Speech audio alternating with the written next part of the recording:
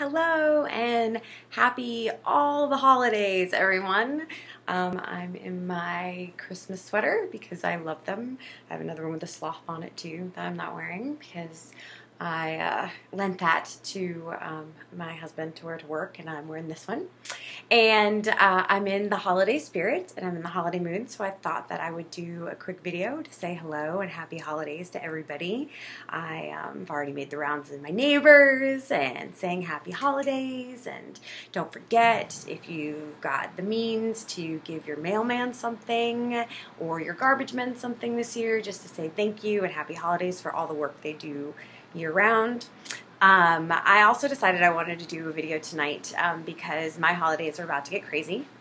My husband is here and my boyfriend is flying in from Denmark, and my son's about to have a couple of weeks off, and we're all spending the holidays together. And my son doesn't know it yet, but his grandparents are coming to surprise him, and he's going to see his aunt and his cousins, and there are 5 of them ranging from ages from 1 to 16, so he's going to love it.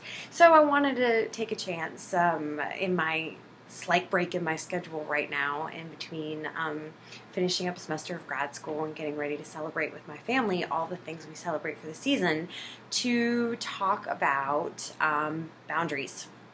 And I wanted to talk about specifically body boundaries, because I know that this time of year you're around people and family, and sometimes you don't always get to dictate who's in your space.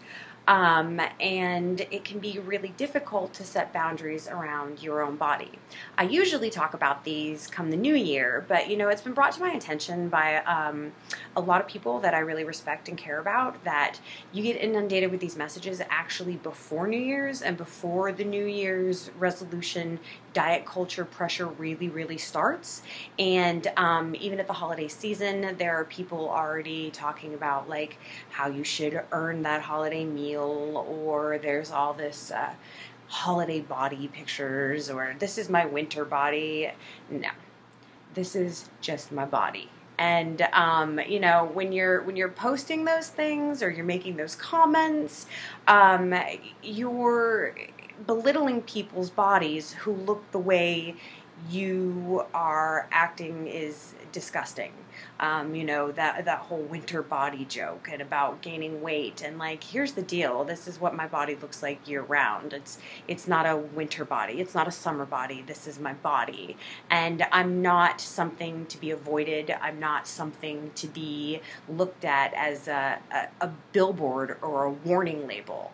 And I know that can be really hard to remember when you hear that message constantly from the outside world about your body. So any time of the year, these body positive boundaries are a great thing for me. And, you know, I'm going to talk about them a little bit in depth because they can be really hard to implement. For me personally, when I implemented these to make my safe space like better for me, you know, and I know people snicker and make snide remarks and use safe space as a way to deride people. But, you know, you deserve a space where you're comfortable and happy. Like, I have to work hard to like my body. I'm almost 40 years old, and it's taken me that long to get to a place where I like it. So there's nothing wrong with me protecting that space around me, because I worked damn hard to get that space. I had to combat all those messages from the outside world and society telling me something's wrong with me, and there's nothing wrong with keeping it safe. And so I know we like to have things in like little soundbite quality, and it's easier to, you know, just have little snippets of information in the fast-paced world that we live in. But I'm hoping you'll give me a few extra minutes of your time this holiday. I know you're busy. Maybe you could do it while you're wrapping gifts or lighting candles or whatever it is you're doing for your holiday. And just give me like half your ear, because I'm going to get a little in depth with them. I also will be posting pictures of memes with some of the content on there too, but remember, they're not little like sound bites. There's a lot of chunk of information. And all of these body positive boundaries were adapted from Kelly Boaz's Body Positive Boundaries, and I'll put a link down there so you can find her, because she's got some great information, and I just want you to know where they come from. And if you're on my Facebook page, again, come come the new year, starting January 1, I'll be posting at least one of these a day. Just to remind you, because I know we get inundated with all these negative messages about our bodies and what we should look like and how we're supposed to be. So I'm going to do my best to combat that in the new year in 2018. I don't know about anybody else, but 2017 was a bit of a shit show. So I'm going to go into 2018 just raring and trying to combat that as quickly as humanly possible. So I'll be posting them every day starting January 1, the same way I did at the beginning of last year. But let's start. So my first body positive boundary, and so bear with me because I'm going to be looking down because I'm going to be reading them, okay? When you are in my space, there is no mention of weight or body shape, your own, that of someone in the conversation, or someone else altogether. To comment, whether positively or negatively, suggest to those around you that weight is something that is important. Unless you're the other person's doctor, weight isn't important. And it shouldn't be a topic of conversations, and it certainly shouldn't be part of social interactions. It's boring, tedious, and the conversations can lead to an unhealthy obsession with numbers that are unimportant within a social context. I don't know about anybody else, but I get really, really sad when I'm around a group of people and a group of friends that I know are these amazing, brilliant, multifaceted individuals with all these fascinating hobbies and amazing lives that they're living and interests, and they sit around talking about the calorie count of everything they ate that day, or how many hours they worked out. So no, not in my space. And it's okay to tell people that you don't want that in your space. I know it's uncomfortable, but to protect yourself, it's important sometimes to have these courageous conversations. And if you don't want to have that courageous conversation, you can also protect yourself by disengaging and removing yourself from the situation. There is nothing wrong with leaving a family holiday because you don't want to hear about so-and-so's diet cleanse or about how many calories are in whatever it is you're eating. It is not impolite. It is self-care. That's what it is. Okay? So let's move on to body positivity boundary number 2.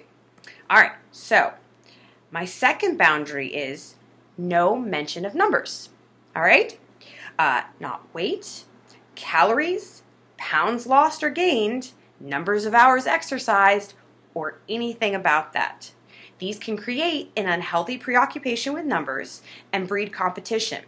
In addition, these conversations breed a false sense of accomplishment associated with things like unhealthy restriction or overtraining, doing psychological and physical harm to the participants in these activities or conversations. Also, like I just said, boring. You are a multifaceted human being. There is so much more to you than being reduced to these numbers that are inconsequential. Hearing brilliant, creative, talented people reduced to discussing this when getting together saps the spirit of the listener and the speaker without them even realizing it. The conversations drain you psychologically, emotionally, and they can affect your perspective on your body. Like, it's a lot to ask people to love their bodies, especially in a society where you're constantly being told what's wrong with it. And, you know, it takes a lot of effort for people to get to a point where they're even neutral about their bodies. So bringing up numbers and having conversations like this, it is damaging to even people who are just in that neutral space. I don't know about anybody else. Like I said earlier, I speak for myself, but I had to fight just to get to a point of being neutral about my body at one point in time, much less loving it. So I won't allow this stuff about reducing myself and my worth to some random number that you've decided has got some great attachment to it. None of that talk in my space. And it's okay, like I said, to disengage from these conversations, or if you're feeling it that day, confront it. Okay. Positive boundary number 3, no shaming. This one seems like a no-brainer to me, but it's harder than you think sometimes. It's even harder for me, especially when a lot of bonding conversations especially for women, because I can't speak to men and I don't understand the struggles that men go through with this, and I wouldn't dying to speak for what men go through with this, and I'd happily love a guest video from any man out there that would like to give a guest video on this blog about what the experiences are like for them. But as a woman, when it comes to shaming, often it's used as a bonding ritual when you're in a group of other women. You connect by talking about the things you don't like about your body because society has ingrained that in you. And if you don't participate in that shaming, it's often uncomfortable for the other women and it makes for an awkward social situation. I won't participate in it. I won't. I'll no longer engage in it. This one is most often directed at yourself. Quote, I was so lazy today, I didn't go to the gym, I was so bad, I ate fill in whatever thing. Sometimes it's directed at others too. Quotes like, if she'd only go on a diet, she wouldn't have to worry about her weight. Let's clear this up right now. Murder is a moral issue. Food, weight, and exercise habits are not a moral issue. You may not even be aware of this shaming as it's so ingrained into our conversations and on social media. Things like self-deprecating comments on photographs of ourselves or in response to compliments. I personally don't delete them when I see them on my social media or hear them. I do, however, remind the person that they are lovable just as they are. And just a side note and a side FYI, if someone posts a photograph of themselves, it's pretty safe to assume that they like that photograph of themselves. So there's really no need for you, rando person, to comment negatively about what they're wearing, what they look like, if you like their hair. If you've got nothing positive to say about something somebody obviously put up about themselves that they liked, scroll on. Scroll on, bro, and have a lovely day. They'll be okay without your opinion. I promise. In an effort to not play into the endless cycle of shaming that I see or rewarding body criticism in all of our communications, I, with this body positive boundary, am going to continue to remind you that you are lovable, you are enough, and you are everything right now. In this moment, without changing, without doing anything. I'll remind you as often as you need. Message me. Tell me you need that reminder. I will remind you. I'm good for that. I'm home for a few weeks over the holidays. If you need that extra support, send me a message so I can remind you. You are enough. All right, so my next boundary. Boundary 5.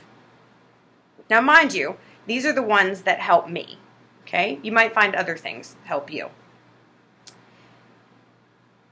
No moralization of food. Okay? Food isn't good. Food isn't bad. It just is. And this is the one that gets the most pushback from people every time I say it, because people's brains explode when I tell them that there is no such thing as clean eating. That's a marketing term. Not a scientific definition or a nutritional definition. There'll be sources down there, like there usually are. Now, yes, some of it is better for us than others, depending on health conditions you have or medical dictates, but denying ourselves is bad for our mental health. Some foods are physical health foods, and some foods are mental health foods. Choosing one over the other doesn't make us good or bad people. Ignoring the mental health aspect is dangerous and harmful in the long term. I'll also link to stuff about that, about the psychological ramifications of moralizing food as clean or dirty or good or bad. It's not just me, guys. It's backed by a lot of experts, okay? So, moralizing food as arbitrarily good or bad with no underlying medical reason creates guilt and shame surrounding food choices. I don't want that in my space. So, when random Uncle so-and-so decides to tell me that, hey, are you sure you should be having that extra glass of eggnog? Me personally, I'm going to ask Uncle Rando to carry his judgmental ass elsewhere, but you can do whatever self-care technique that works for you. And I know it's a cliche, but here we go. It's the holiday seasons, and like, you can't keep giving to others like from an empty vessel. You can't fill a cup from an empty vessel. You need to take care of you. I know it feels selfish because it's the holidays, but I promise you can give more if you care more for yourself. You really can. All right, next one. No preaching. All right, so what this one looks like is everyone's food and exercise needs are different. What works for you may not work for someone else. Preaching is often a subtle way of shaming. This means if you're advertising a nutritional plan, a workout, or mental health help outside of your education and scope of practice, I will delete your comments or ask you to cease from speaking them when I hear them in my presence, especially on my own Facebook page. See, because that's my space. I get to do what I want with that. I know some people get really mad about that, but I get to dictate what goes on in my space. And it took me, like I said, almost 40 years to realize I didn't have to entertain things like people trolling or demanding I respect their opinions without any research or educational background behind it in my space. If it bothers you, I know it's the holidays, but you could still die mad about it. It's my space. So, I understand that people may not be even aware that they're doing this form of shaming. So I'll do my best to monitor my space, especially my social media, and keep it a space in line with the positivity I wish to reinforce and foster. What that means is when you come to my fan page, which sounds like such a goofy thing to say, it's just a page where I can have more people on it than my other page on Facebook.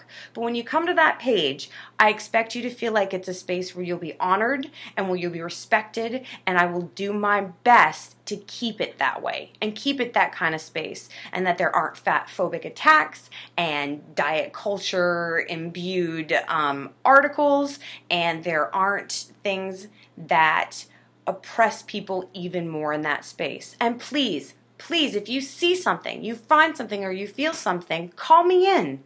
Call me in on that page. Teach me. I want to learn. I want to learn for the rest of my life, and that'll give me an opportunity to hear from you. I learned an amazing thing from a commenter the other day about the etymology of the word obese and why I don't like that word in my space, and this reinforced it with some actual education from a commenter, and I'm super grateful about that. And we don't use that word in my space because, well, check out the post below and you can see why with the interesting information on the etymology of the word. All right? So, I will do my best to monitor my social media and keep it a space in line with my positivity that I want to foster, just as I said. I promise you everyone is very, very happy that you're healthy and you're doing things that you love for yourself. Those are awesome things. Not wanting to discuss the exact things you believe or do regarding eating and exercise, especially in pursuit of a goal someone hasn't expressed any interest in. For example, maybe all of your friends don't want to do an Ironman or lose weight or swim in a competitive competition or competitively roller skate. It might not be their interests. So, we're not being unsupportive of you. It's self-care with an understanding that nutrition, exercise, and mental health are incredibly individualized. Incredibly individualized. What looks good for you may not look good for me. Okay?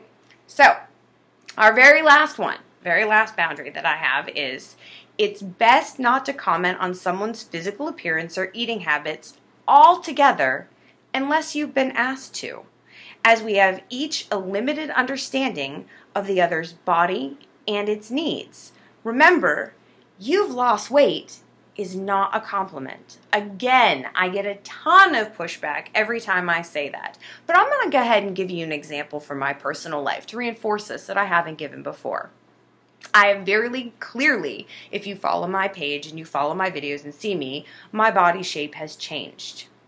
I receive compliments on this from a random receptionist who's a very kind woman at an office that I frequently have to go to. And each time I have to explain to her, I am deliberately trying not to lose weight right now, that I am very sick, I'm in constant pain, and I'm on injections to fight an autoimmune disease that I have right now. And one of the unfortunate side effects is what you can see. And because you've been conditioned to believe that thin equals better, what you don't see is the constant pain I'm in, how sick I am, and how my disease is attacking my internal organs. You just see an aesthetic that you've been conditioned to believe is better. So stop complimenting people on their weight loss. You don't know what's going on with their body at all. Okay? Commenting on physical appearance reinforces a disordered belief that other people's bodies are our business. Refrain from telling others what they need to do for their health. Unless you are their doctor or a similarly consulted health professional acting within your scope of practice. Okay, so these are the guidelines that I have set in place that have helped me, and you guys may have some more amazing things or other tips from other people that help you to protect your care and protect your safe space, if that's what we want to call it, that you worked so damn hard to achieve to get to. And if you do, I want to hear them. Give them all to me. Comment down there. I want to hear everything. These are my body boundaries. And coming from somebody that allowed themselves to be a national spectacle based on how her body looked, it took me years to get to a place where I could set boundaries to keep myself healthier. And to be honest, it's ended friendships, you know, but I'm happier. It was hard. There was mourning. There was grief. And it's a tough process, and I don't expect anybody to understand these boundaries right away or to respect them immediately or to understand them. I'm just asking you to listen. I'm asking you to listen and hear about how each of our bodies is so individualized, and it's really none of your business. And it's the holiday season. Just take a beat, think. Maybe take a breath when you have a desire to comment either negatively or positively on somebody else's body, and think about why you're feeling that urge to comment on their body. And instead, go take a walk and look at the lovely holiday lights. Get yourself a glass of eggnog and find something else to do with your time than fixating on the aesthetics of somebody else's body. Because nobody wants to spend the holidays hearing about how their body is unacceptable or how their body is disgusting. Please, again, if I can improve on this, is there anything that, I missed? Send me all your comments. I want to hear them. I want feedback. Tell me how you deal with people who comment on your body or comment on your food intake or comment on what your exercise regimen should be. Let me know what your strategies are, because sometimes my strategies look like get ready for some not safe for work, but they look like a giant, I'm sorry, who the fuck are you? And why are you talking to me about my body? And I know you can't always do that. So let me know what you're doing. Let me know how you're doing. If you need a message of encouragement, if you need to hear it from somebody who's been there, somebody who's still there. Because since I've gotten sick, and again, my body has changed again, and it gets all mixed up with these different ideals and diet culture and what societal standards are for women, I'm again trying to find my footing and where I belong and where my body belongs in a healthy range for me. So I get it. I hear it. And I'll answer your messages over the holidays because I care about your self-care like I care about my self-care. So take care of you. Happy holidays, and I hope they're amazing for all of you.